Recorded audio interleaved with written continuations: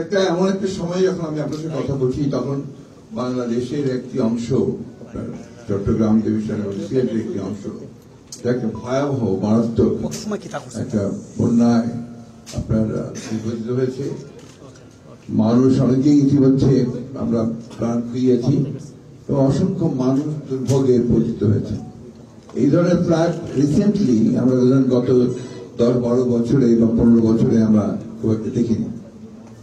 দেখা যাচ্ছে যে আপনার একটা ত্রিপুরাতে আপনার পানি গানের পানি এত বেশি আপনার এসছে যে এখানে আপনার এখন সেটা পুরোপুরি ভাবে প্রায় লক্ষ লক্ষ মানুষকে সেই বিপদে ফেলেছে।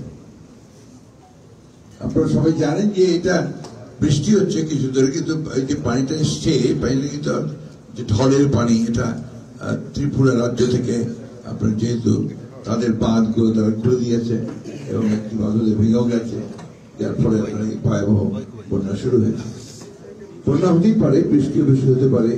প্রশ্নটা যে জায়গা থেকে যায় সেটা হচ্ছে যে আপনার দায়িত্ব যেটা রয়েছে সেই দায়িত্বটা হচ্ছে যে যেহেতু আমরা ভাটির দেশ, আমাদেরকে আপনার উজানের দেশ, তাদের জানানো প্রয়োজন যে বন্যা হতে পারে, বন্যা আসছে, বন্যার পানি উজান থেকে ঢল আসছে। এই জায়গাতে আপনাকে বড় একটা গ্যাপ তৈরি হয়েছে। আমার কাছে যেটা মনে হয়, যেটা আপনি ইতিমধ্যে আমরা দেখেছি, বাংলাদেশের মূল সমস্যাটাই হচ্ছে আপনার যে আমরা উজানের দেশ, আমরা ভাটির দেশ। উজান থেকে যে পানিগুলো আসে তার বেশিরভাগই আসছে ভারত থেকে।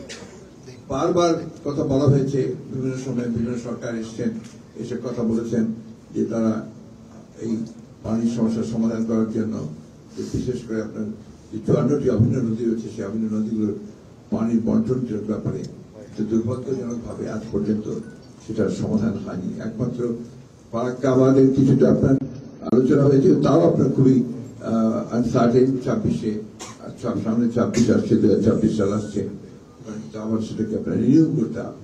সুতরাং এটা এক ধরনের একটা অস্ত্র তারা ব্যবহার করতে পারেন যে কোনো সময়, যেটা দিয়ে বাংলাদেশকে একটু কাবু করে রাখা যায়।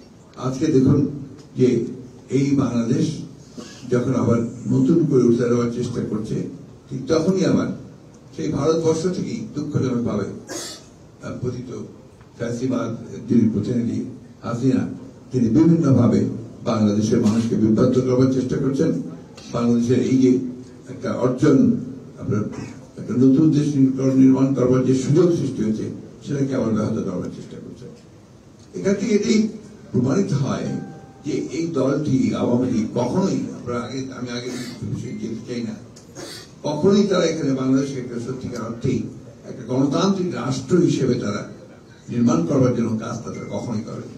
আপনি দেখুন 1972 সাল থেকে 75 সাল তারা একেবারে সম্পূর্ণ জনগণের সমর্থন নিয়ে তারা ক্ষমতা ছিল, কিন্তু তারা সেখানে পরিপূর্ণ ফেল করেছে এবং একটা শেষে একদলীয় শাসন ব্যবস্থা চাপিয়ে দিয়েছে মানুষের।